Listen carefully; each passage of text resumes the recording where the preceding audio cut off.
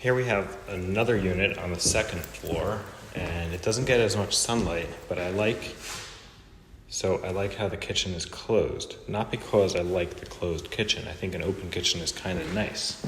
But the living room is the same, the bedroom is the same, the bathroom is the same. It's all basically identical. This one has a tub, but also there's the bedroom, as you can see, the same as upstairs. You have one closet there, another closet there.